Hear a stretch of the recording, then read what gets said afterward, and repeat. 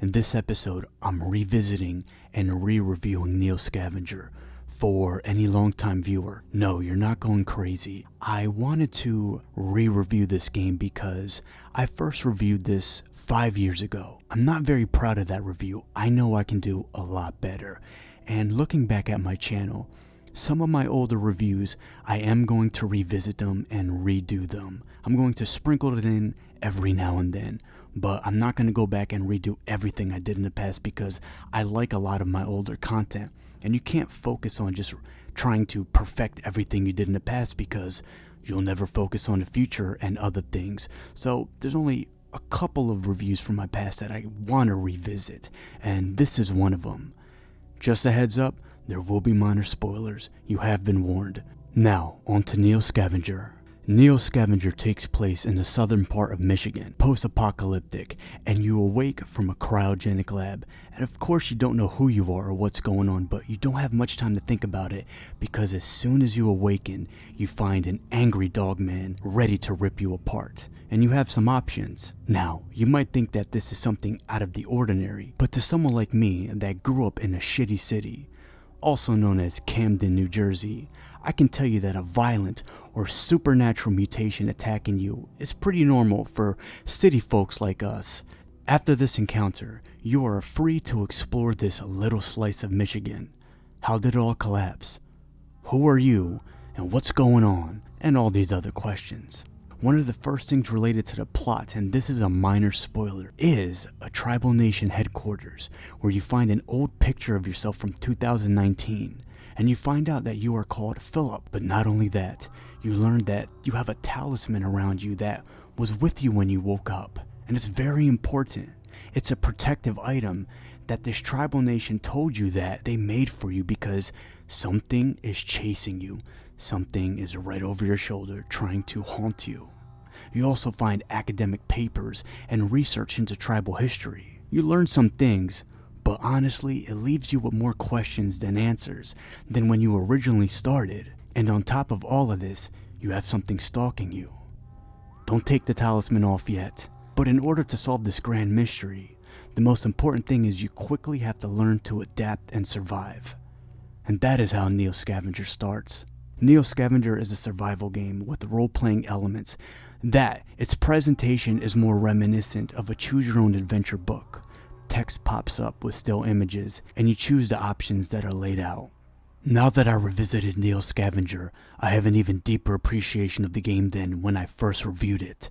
The writing is descriptive and brings out feelings of dread, tension, and anxiety, and that's one of the marks for a game with good writing. How engrossing it is, especially when you can't rely on voice acting. Either way, writing is important.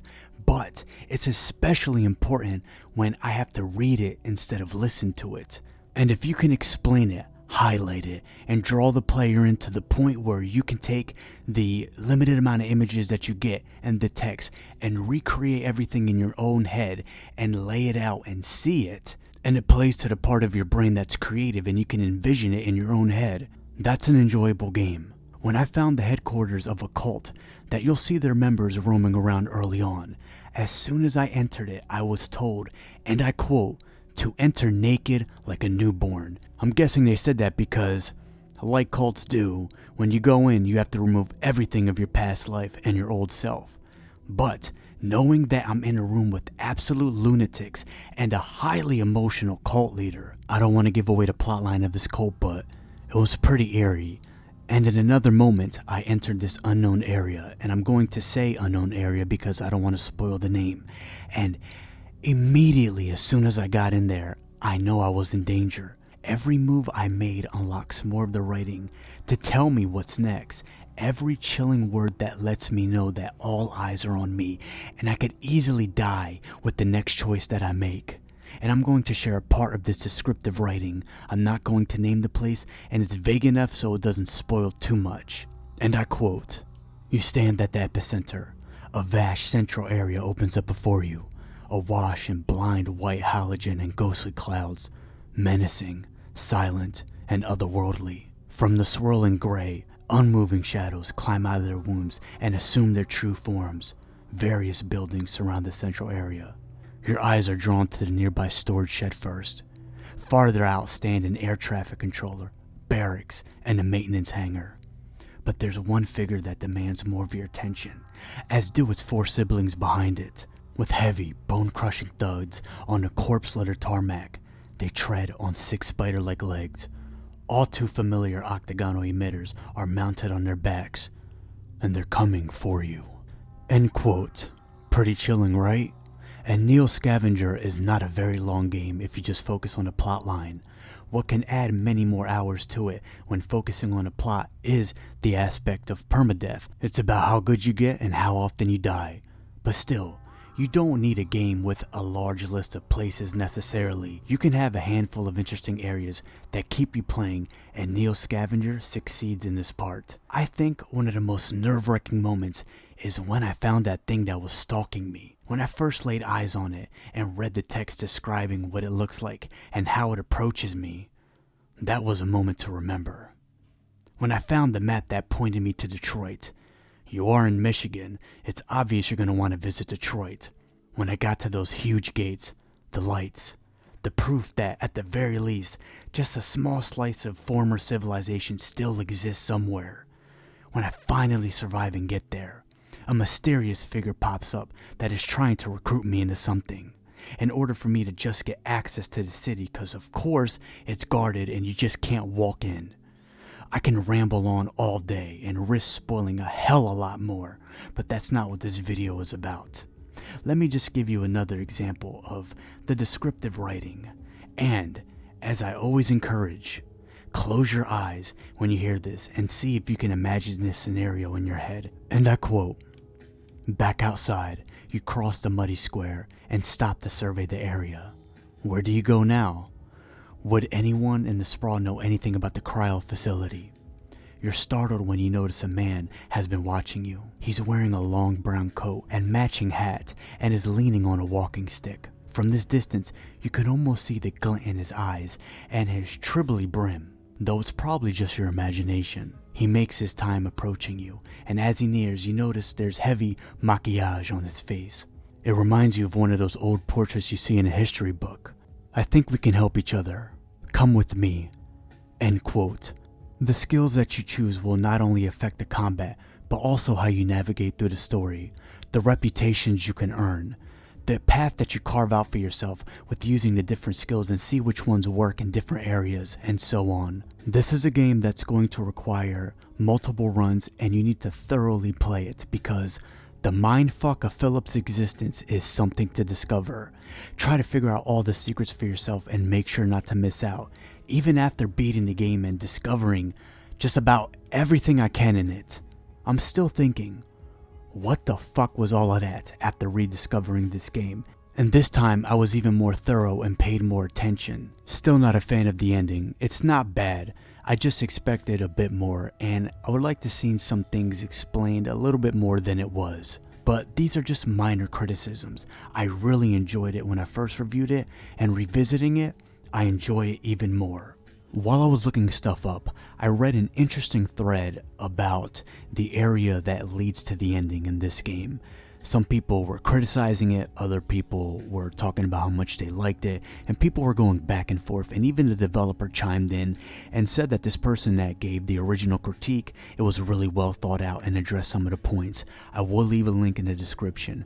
Obviously, I'm going to give credit, and if you click on it, there are spoilers. You have been warned. But to me, as I said before, I'm not a fan of the ending. It could have been done better. And the area that leads to the ending, compared to the other plot devices, I do think that it could have been handled a bit better. Some of the stuff you have to do to get there is very tedious. While I really do like the way that the game is written, especially this area, it makes you feel a sense of dread. It makes you feel like, God damn it, I have to get out of here. This is the way that I can leave this fucking place, but it's just so nerve-wracking. I like the writing, but I would have put some more ways to escape, utilizing your skills and all of that. I would just added some more stuff, but you can read this critique if you want. I think it's pretty interesting, so I will leave a link in the description. Before I talk about how it plays, let's talk about the sound and general atmosphere. The music does a wonderful job of conveying the experience of this journey, of finding out who the hell Philip is, and this, well, let me just say, unique experience. Some tracks hide in the background, very quiet and faint, a nice blend in with what's going on while still making you feel on edge. Other songs make me feel like I'm in a rusted industrial, fourth dimensional version of hell, and some other tracks remind me of the type of song, you know that type, that feels like it's riding on your shoulder, whispering in your ear. It's not loud, but it's there and it lets you know, be on your feet, you're not safe. A special type of calm that's not really calm, but it sort of is. That's the best someone like me can do when it comes to explaining music. I'm not musically talented or educated on that subject. The soundtrack is done by the same guy that made the music for Underrail. Great game and soundtrack, no wonder why I like it. I also love the artwork. It's detailed and great to look at. I especially like the ones related to the headquarters of the cult and how Detroit looks and the tribal area. I just wish there were more pieces of artwork instead of seeing the same still image going on during the conversation. I would have liked to seen maybe 3 or 5. I would have also liked to see a bit more variety in some of the character models, but overall, it looks and sounds great. And this is proof that you don't need top-notch 3D graphics to make a presentation work. You can make a simpler presentation work just as well, and this developer obviously put the effort in and it shows. Neo Scavenger is a turn-based survival game with role-playing elements. Each playthrough is a bit different from the others, not just in the way you experience it or playing with a different build, but also everything except the plot locations are randomly generated. You start off by picking a certain amount of traits and flaws within a limit. You don't get experience points and you don't level up. One of the things that sticks out about this game is how dense it is and the variety. The map isn't gigantic and there isn't like 50 to 100 hours of story content. You can find, I would say, about half of the things related to the story pretty fast, especially if you know where to go as soon as you leave the lab compared to some other role-playing games. But there doesn't have to be a whole bunch of story content. You have to earn the little tidbits of info you get, if you can find it and survive. And for the people that are familiar with roguelikes, you're gonna like this. This game has elements of procedural generation and permadeath, and I'm glad they didn't patch in anything else. Permadeath is the way this game should be played. I'm sure you can download a mod and change that, but I'm talking about what the devs did. Plus, the only thing that carries over through your runs are the knowledge that you gain from previous ones. I've been playing some roguelikes on and off for the past 2 years. Infra Arcana, Ivan, The Ground Gives Way, Ilona, Dungeon Crawl Stone Soup, and Tales of Majil. And I want to get into Caves of Cud soon.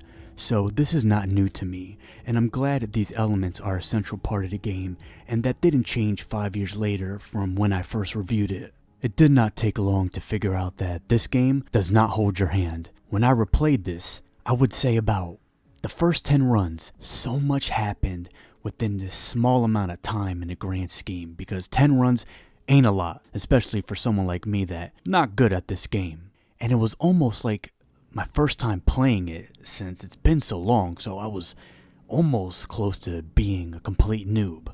It was a harsh start for me. In one of my runs, I used my athletic skill to ditch the first encounter so I can leave unharmed and avoid getting sick, or all the stuff that comes with untreated wounds. So I rush out of the cryo lab and march forward, only to find out I probably lasted about 10 to 15 turns. Why? Because my character had no protection and they died of hypothermia. And I just got done fending off someone with a whiskey bottle. 2 playthroughs later, I used a helpful tip that will really help anyone that's a complete beginner, because hypothermia creeps up on you fast. That first battle of the game, I usually escape it, but it's best to fight that dog man, especially if you have the trapping skill, so you can make yourself a nice fur coat and it goes a long way. Trust me, make a fur coat whenever you can because it's very useful. So about another 2 runs later, I feel confident because I got this coat, and I've been beating motherfuckers up with a stick. I found some canned goods and I got a scope for a rifle. So I was on my way to this one area to trade to get a bow. Nobody's bothering me. I can run away from most fights because that specific playthrough, I was trying to be as sneaky as I can.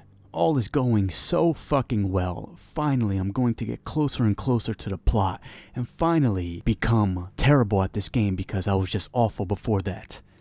Until I drank contaminated water. And that character didn't know much about healing, so naturally my character gets sick and is dealing with gastroenteritis, diarrhea, and he didn't have any footwear, so he's got all these fucking blisters on his foot. That ain't good for someone that's in a post-apocalyptic wasteland. And not only that, he was pretty scarred up too from an encounter. So I tried to put a right sandal on his left foot. Didn't work. And to top it all off, I narrowly escaped a battle, so I got even more wounds. But unfortunately, my poor dear of a character that I thought I was doing so well after finally making a fur coat and using it for a couple of runs, he succumbs to sepsis. RIP to that character. So, did it get any better?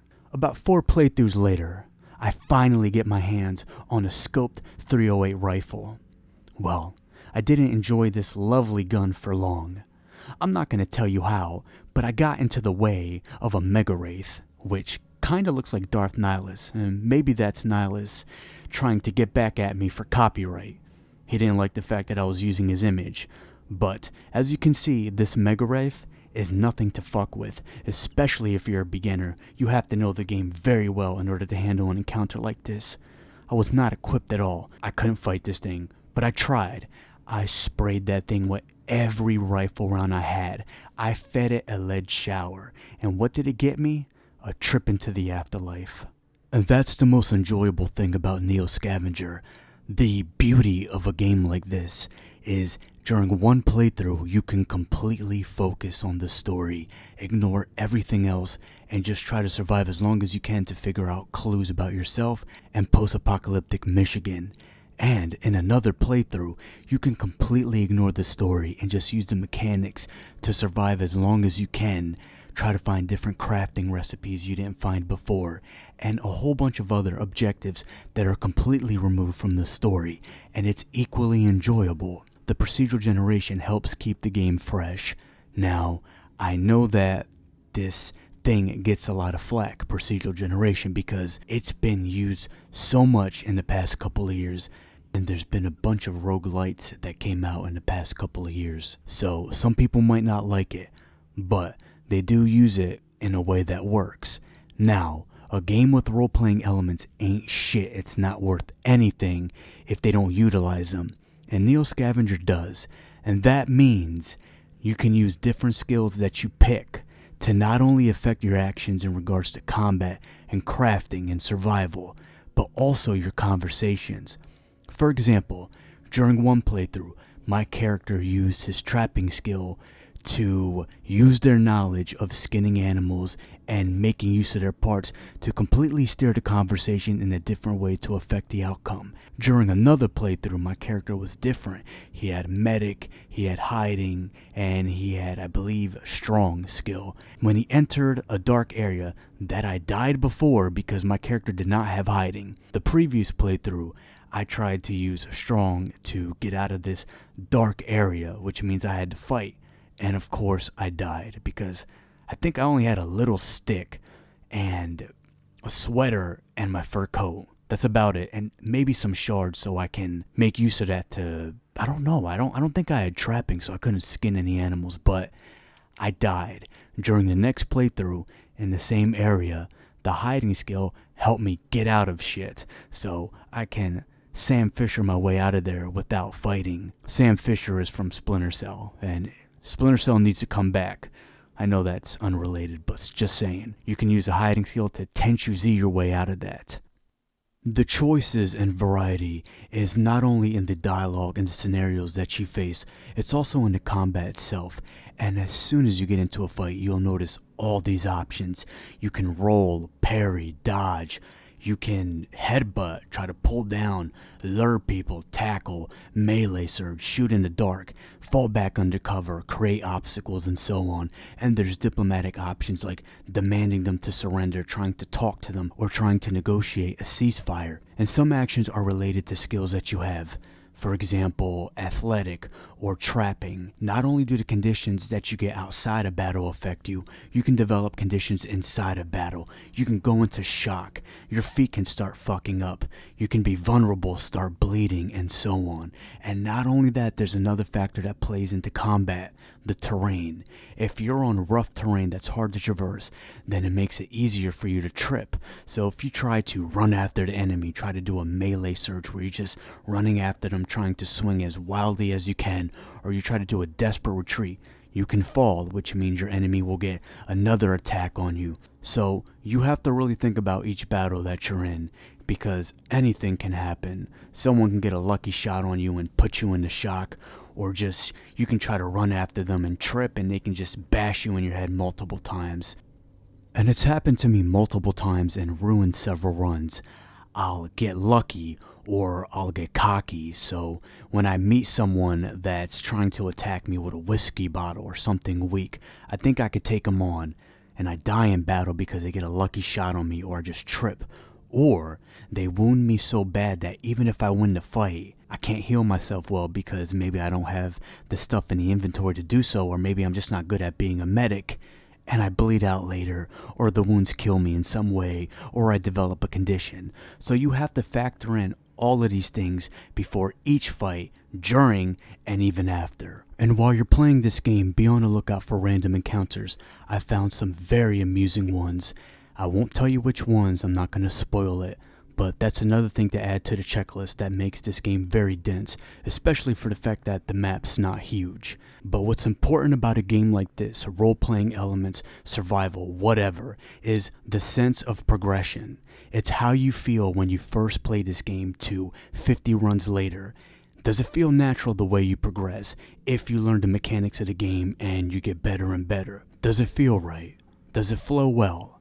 Progression is very important, and I will say, in my opinion, that this game's progression does flow very well. When I first started playing this game after 5 years, I died of hypothermia within the first 2 days. Then a couple of runs later, the best thing I can get my hands on, take a guess. A crowbar with a strap if I was lucky, or maybe a war club, and I was running around barefoot, maybe having some shitty little sandals here and there, or wearing a hoodie. But I had that coat, so I was good for now. And the best thing I could do was eat berries to survive, run around not knowing what the fuck to do, and collecting whatever I can to go to the ATN Enclave to hopefully get a bow with maybe 1 or 2 arrows. And that was the best that I can do, I think like the first 10 or 15 runs. Oh, and I died of diarrhea a lot. I didn't pay attention to that shit. And I kept on picking fights. I'm not gonna lie, I do like bashing people's head in with a fucking half-broken whiskey bottle, but that was the best I can do. But as I progressed more and more, I found out that I could go from looking like a fucking bum and just having barely anything to finding a nice little goofy backpack that looks like a clown did the design, or looking like a straight up person from fucking Stalker and having a shopping cart so I can have more space. And knowing how to craft, so I can craft myself some medicine, I can trap animals and get cooked meat so I don't have to depend on berries traveling through the damn woods. And I forgot to mention, during those first couple of runs, or should I say like 15, I would always die running my way back into the Enclave to have a chance to trade for a bow and some fucking arrows.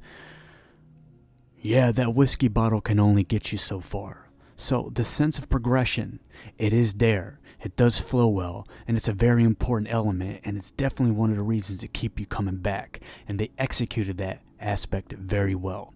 I do have some minor criticisms, nitpicks of the gameplay. It can seem somewhat repetitive with the enemy variety. I wish they would have added some more enemy types. When you're going through the game, run after run, especially in the beginning, and when you're just moving around those first, I would say 20 turns, you'll run into a lot of dogmen, a lot of feral dogs, maybe some melonheads, and those fucking blue frog cultists with their stupid blue rot. I died to that a lot of times because I wasn't paying attention. What is it? Is it that game's version of fucking AIDS or something? What are they doing? I'm not one to talk. I narrowly escaped a lot of STDs. That's what you get for having 10 luck in life, baby. Oh God, I cannot believe I just said that. I hate my fucking life. Anyways, sorry about that. I told you my mind runs sometimes. You'll never know what you get during a review. Going back to my previous thought, I don't know if it's the procedural generation. Maybe it's that, and I wish they would have put in a bit more enemy types, but as I said before, it's a minor criticism. It's not really a big deal, but that's just one thing I noticed. And the same thing goes for the random areas that are related within the procedural generation.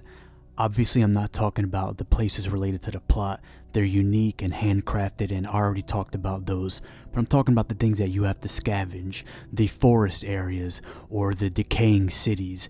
I would have liked to see more types of random areas, and maybe more different encounters within these random areas.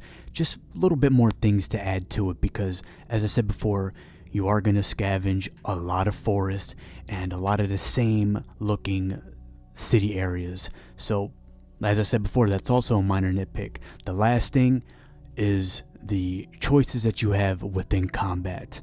Now, there are a bunch. Don't get me wrong. I would have loved to see a lot more reputations you can earn, the legendary stuff, and the advanced skills. That's what I'm going to call it. I'm not going to tell you how to get them or what they are. You're going to have to find that out on your own if you want to play. I would like to see more things to earn with that. And within the combat itself, when you have the choices that pop up, I would like to see, for example, if you have a gun that you can aim at a specific area, try to go for a headshot, and if you somehow miss, whatever, something happens, I know, haha, you're going to say VATS. Or if you have a crowbar or just a weapon, strap, whatever the fuck, you can swing right at their fucking head instead of trying to hit them in a random area. And if you miss, you spin around and fall or something because you're using all your energy. Or maybe when you're negotiating, you can offer to do some other things. I don't know. Stab them in the back when they retreat or something. Or if you do offer a ceasefire and they agree, you can try to be sneaky and try to fucking kill them again. And if you fail, something happens, they get the upper hand on you. Just some more things with that.